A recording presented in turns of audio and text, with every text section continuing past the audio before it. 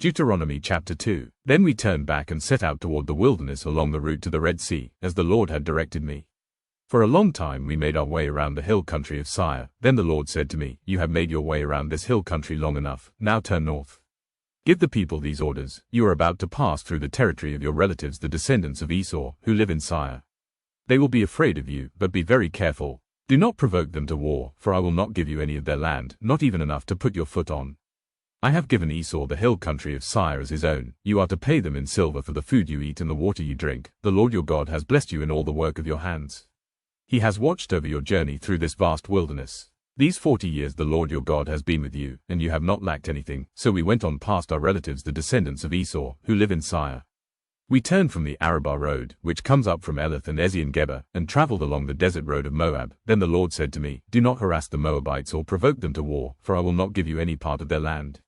I have given Ar to the descendants of Lot as a possession. The Emites used to live there, a people strong and numerous, and as tall as the Anakites. Like the Anakites, they too were considered Rephates, but the Moabites called them Emites. Horites used to live in Seir, but the descendants of Esau drove them out.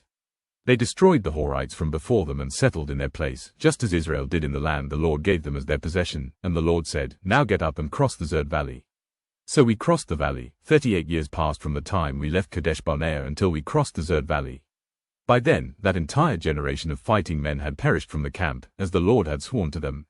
The Lord's hand was against them until he had completely eliminated them from the camp. Now when the last of these fighting men among the people had died, the Lord said to me, 'Today you are to pass by the region of Moab at Ar. When you come to the Ammonites, do not harass them or provoke them to war, for I will not give you possession of any land belonging to the Ammonites.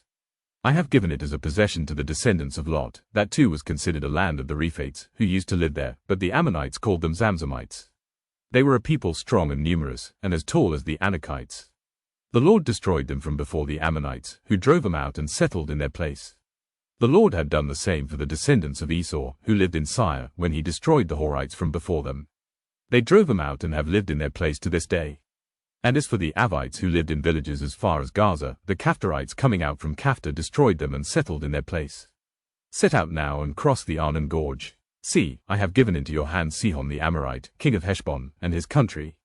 Begin to take possession of it and engage him in battle. This very day I will begin to put the terror and fear of you on all the nations under heaven.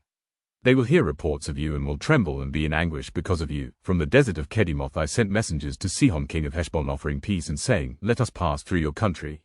We will stay on the main road, we will not turn aside to the right or to the left.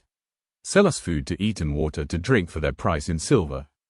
Only let us pass through on foot, as the descendants of Esau, who live in Seir, and the Moabites, who live in Ar, did for us, until we cross the Jordan into the land the Lord our God is giving us.' But Sihon king of Heshbon refused to let us pass through, for the Lord your God had made his spirit stubborn and his heart obstinate in order to give him into your hands, as he has now done. The Lord said to me, 'See, I have begun to deliver Sihon and his country over to you.